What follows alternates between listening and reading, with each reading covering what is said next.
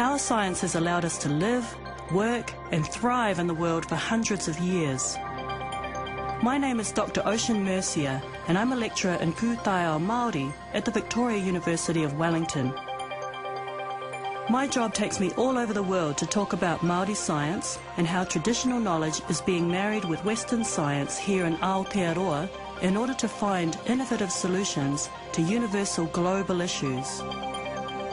In this program, we're going to show you how these worlds of science are intersecting and how the paths to our future are being formed.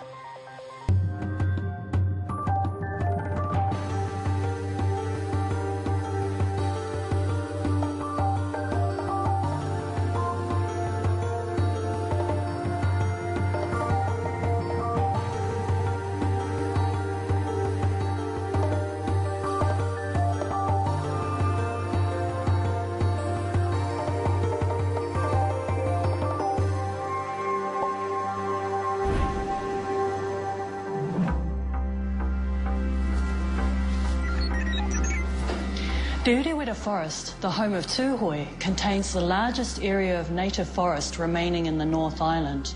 This rugged landscape was once dominated by towering podocarp trees like rimu, matai, kahikatea, tōtara and toromiro.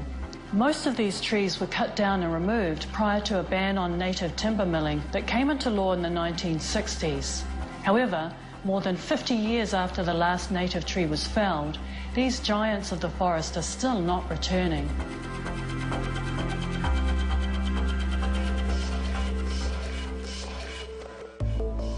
We're driving along where the timber mill was, that milled all the logs out of the Tuawhenua lands.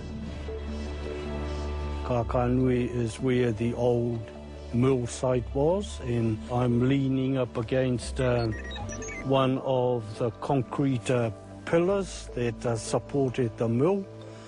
The mill was seen by the locals as a blessing because of employment for the locals.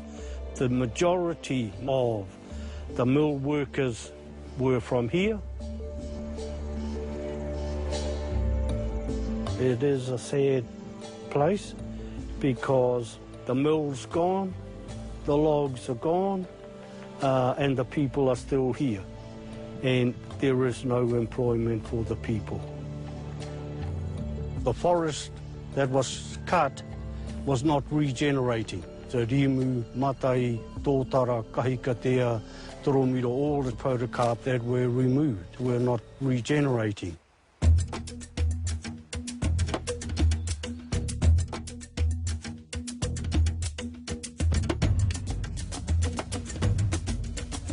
Kua raru nui te urewera I ngā mahi tope rākau. Neke atu I te iwa te kau ōrau o ngā rimu kua ngaro I te ngahere. Ā, e hara I te mea he paiake te kōrero mo etahi o ōna whanaunga. Nā te hua kore hoki o etahi o ngā mahi I roto I ngā whare umanga rākau, kārea Tuhoe I tino whai hua ohanga. Ā, I nāia nei, he torutoru noa iho ngā tūranga mahi.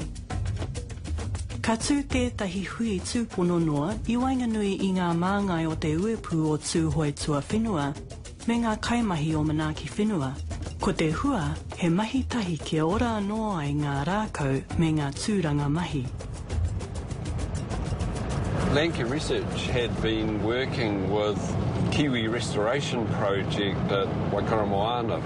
At the end of that project, we decided to just call in and talk with the Tuawhenua Trust about what type of research projects they were interested in having undertaken on their lands. From that small kōrero, it mushroomed into a huge kaupapa about the podocarp restoration project. Then the next step for us as a trust, we then had to look at how can we address that issue.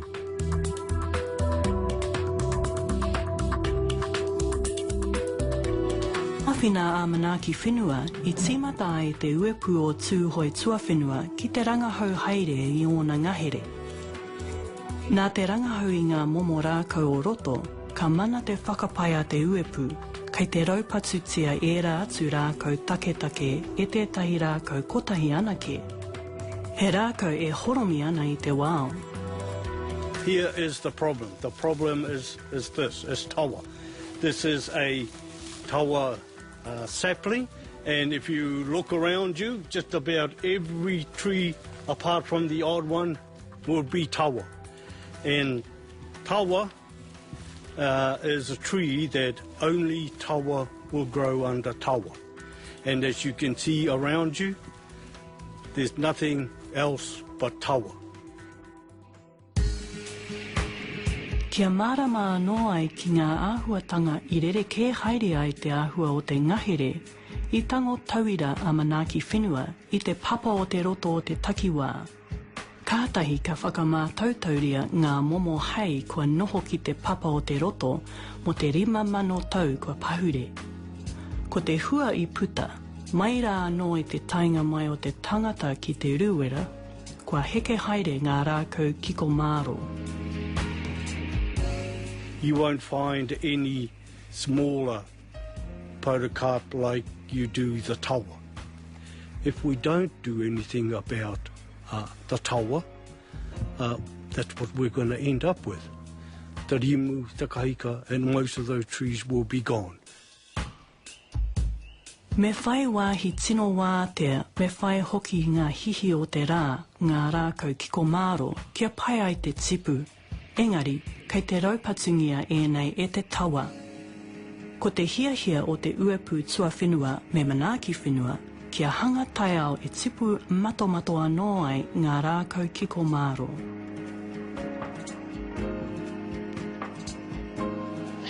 It's clear that to stand any chance of surviving in large numbers, Uruwera's podocarp species will need some help. Any effective human intervention will require the best of both scientific research and Mātauranga Māori. Engari, ahakoa tēnā, ka tutuki rānei te hiahia, kia ora anō ngā rākau nei. The vast forests of the Uruwera are facing a chronic shortage of iconic podocarp trees. Giants of the forest such as rimu, matai and tōtara that were logged in large numbers up until the 1960s are not regenerating in the ngahere. Their place is being taken by tawa, a native tree species that is thriving in a warming climate and crowding out any podocarp seedlings. Hei whakatika I tēnei āhuatanga, kua honotahi te uepu o Tuawhenua me manaaki whenua, kia oraroa anō ai ngā rākau kiko māro o te Uruwera.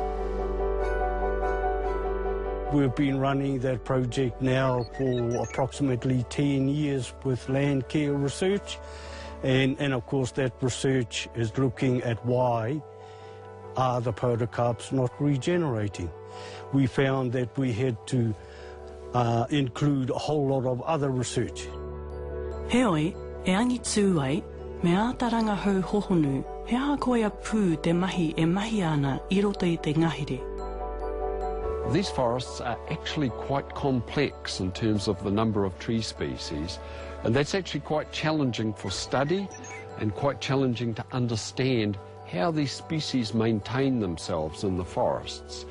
What we have is we have the podocarps, which are long-lived, maybe growing for 600 years for matai, maybe even 800 years. And appear to be dependent on a big opening for them to successfully regenerate. This is a big old rimu stump that was maybe cut 30, 40 years ago, and it's still here. So what we've been doing is trying to see what the residual effect, what's the long-term effect of the tree being there and then the tree being removed. And what we found is that above ground in the gaps, you usually get either lots of tawa coming back or lots of the tree ferns. But what's really interesting is that below ground, the soil's still behaving like the rimu is growing here. So it's still exactly the same as when you get a fully intact rimu. So there's a very long-term effect of rimu being here. And what's interesting is that for the most part, rimu doesn't regenerate under rimu. So the impact of this being here is still going on, And maybe that's not that surprising because the rimu lived for maybe 600 years here, so that's 600 years of working on the soil, taking nutrients away, making it a not such nice place for rimu seedlings to grow.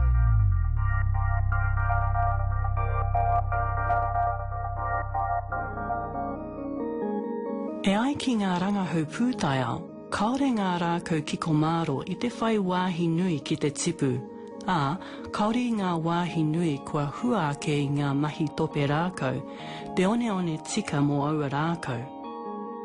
Nā reira, ka tīmata te uepu o Tuawhenua ki te whakawātea whenua I roto I te ngahere, tēnā ki tōna rahi, tēnā ki tōna. Ā, ka whakatō mahuri kiko māro ki aua whenua hei aro turuki mā rātou. One of the plants that the Tuawhenua Trust planted, some tawa trees were taken out in order to create a gap. And of course you can see the gap by the sunlight coming through. And the idea of it is that we will monitor the growth of that plant. Over the years, maybe anything from 5 to maybe 20 years from here on out, we've got to increase all our blocks so as that we can cover the different topography in terms of the whenua. These ones are okay because, you know, it's on a fairly flat area, but then we've got to try all these things on steep faces wherever it turns out to be.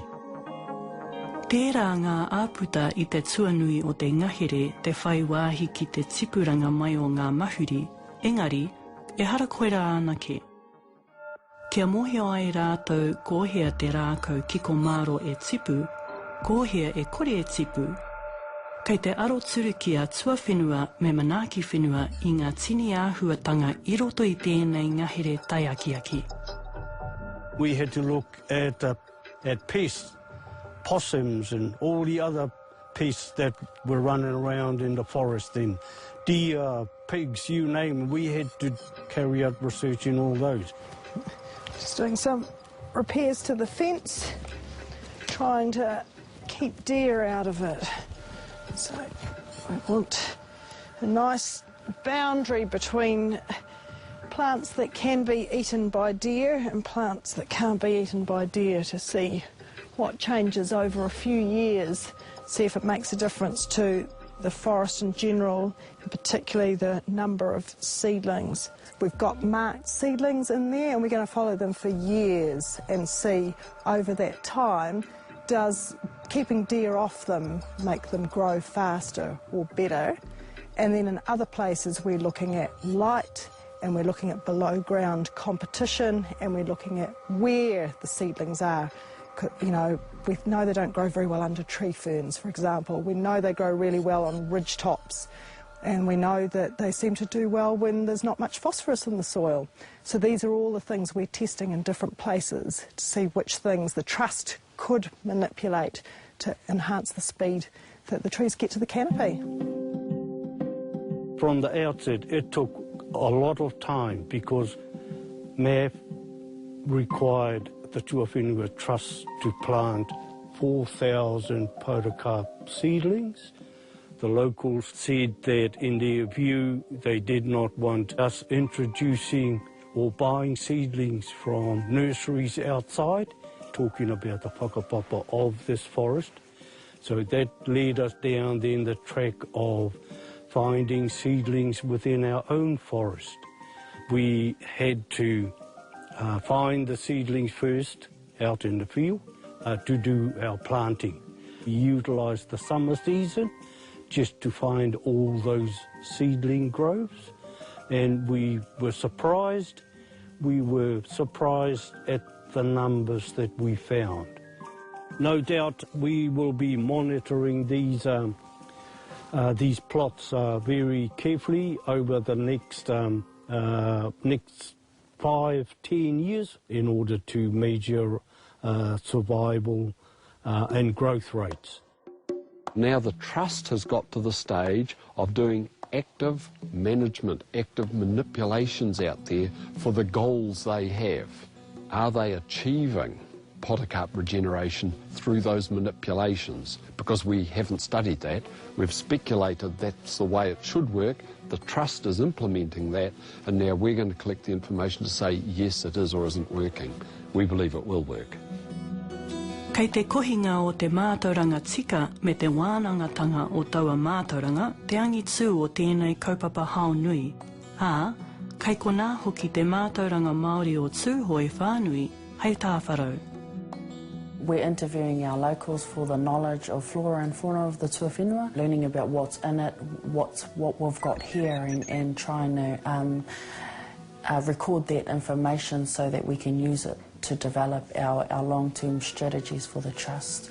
We've now gained the knowledge that our ancestors have held and the way that they've done things, and it's bringing through those learnings and handing them over to the science sort of department and merging the two together. And what was discussed in the interview was about the global warming and the changes over time, that our forest, it's the signs of our forest. Our forest is trying to tell us that these changes are coming. What we're trying to do is understand it.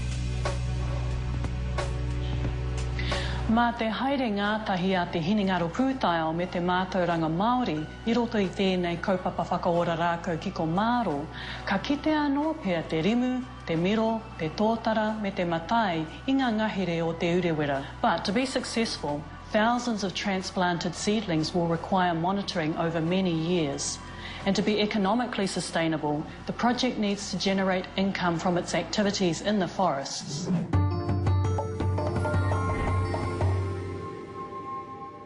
The Urewera is home to the North Island's largest expanse of native forest, but sadly, most of its iconic podocarp trees such as rimu, matai and tōtara were cut down and milled for building materials and furniture. Ko te raru kē, tērā tētahi rākau take te whai hua I tēnā, arā ko te taua. Ā, nā tōna tipu mato kei te raupatungia ia te ao o ngā rākau ki ko Māro. So the Tuhoe Tuawhenua Trust has combined forces with Manaaki Whenua to make clearings in the ngahere for transplanted podocarp seedlings. Kei te whakahaere hia te kaupapa whakaora rākau ki ko Māro I rua tāhuna, he rohe paku I te uma o te Urewera. Nā te katinga o te whare kani rākau, kua maro ke haere te puna mahi. Engari, nā tēnei kaupapa tia ki tai ao, kua whai wāhi ona tāngata ki te whakawhanake pūkenga me te kimi mahi. Kia tutuki ai tēnei, kei te kimi huarahi te uepu e puta mai ai he pūtea I ngā rākau e tangohi ana I te ngahere. The Trust is researching markets in terms of the tawa. When the government stopped a lot of the indigenous logging, that gap or that market was then replaced by American oak. So anyone trying to go down that track is a hard job, trying to convince manufacturers and building people to tawa. Because the first question they asked us is, can you guarantee us a sustainable supply? From the results and the trials and the things that we're doing, hopefully we'll answer those questions. I te wā e tope ana e tango ana hoki rātou I ngā taua, I tūpono atu ngā kaimahi o te uepu ki te maha o ngā rākau ki ko Māro kua mate, kua hinga ki te papa. Ko te mea uara nui o ēnei ko te rimu, ā, kua haria ētahi ki rotorua kani ai. Kei te ako ngā tāngata o te hapori ki te hanga tapu whare I ēnei rākau. He huarahi anō tēnei e whai hua ai ngā tāngata o rua tāhuna I te kaitiakitanga o te ngahere. Engari, mo te mahi auroa me kimi rautaki kē te uepu e utu māma ai te tangohanga o ngā rākau I te ngahere. In terms of extraction methods, the helicopter extraction comes out on top because the helicopter operation doesn't damage the forest in the same way as by ground extraction. But there are limitations. The helicopter would only be able to lift a log the length of this table. What we want to be able to do is start off small, with a portable mill of some sort, and just with a small machine and work through trying to utilise the tawa. One of our goals and targets is to create employment for our people, our community, because there isn't any other form of employment within our community right now. Kei roto I te rautaki a te uepu Tuawhenua mo te hoko atu I te tawa ngā tūmanako e takoto ana. Engari, haunga no tērā, ko te aronga nui kē ko te whakaoranga me te toi tūtanga o ngā ngahere rākau kiko māro. Me aro turuki I ngā mahuri mō ngā taumaha, no reira, me whakamina rangatahi hei ringa āwhina. Kei roto I ngā ringa o ngā rangatahi o Tuhoe, te oranga o ngā ngahere o te urewera. Righto guys, this morning we're going to be looking for rimu seedlings. What we're trying to do is just eliminate some of those that are growing too thick in a small space. Well, come on guys, let's get moving and let's find all these seedlings. So I've taken all the information, like the height, I've tagged it, recorded it on paper, and now it's time to dig it up.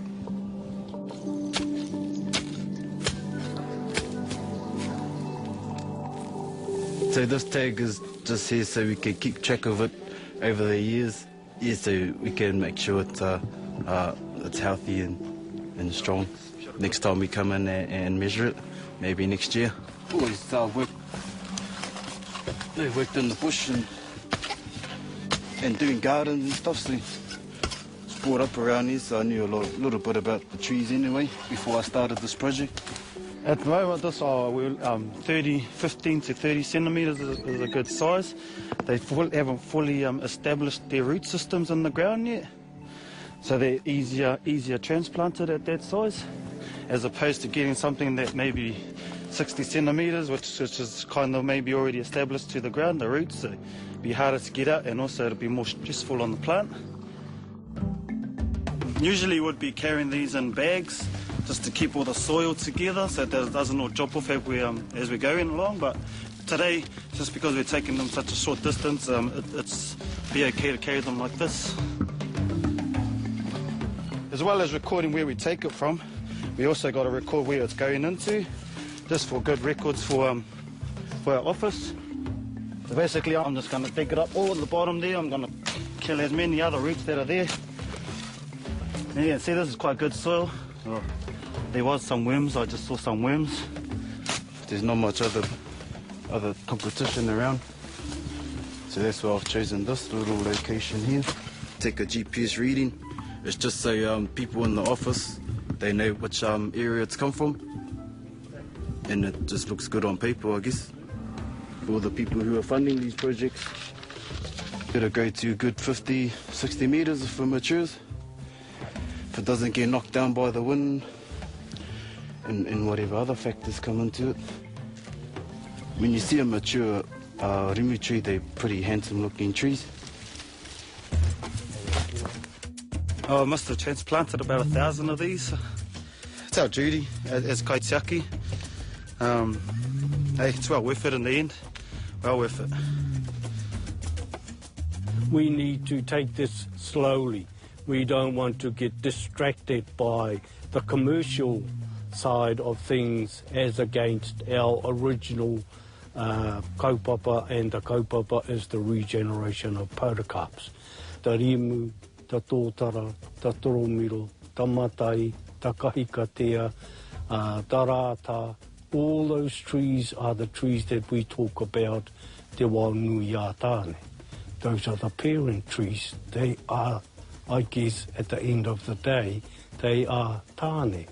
We'll pass it on to the next generation because we're living in here. We're doing all this work anyway, and it's just part of what we do. Yeah, and how we are. The Tuhoe Tuawhenua Trust and Manaaki Whenua are combining the best of science and Mātauranga Māori in an attempt to restore the Urewera's podocarps. Their success will be determined by the will and determination of funding agencies and many generations of Tuhoe. Hopefully one day, the Uriwera will once again be crowned by the giants of Tāne.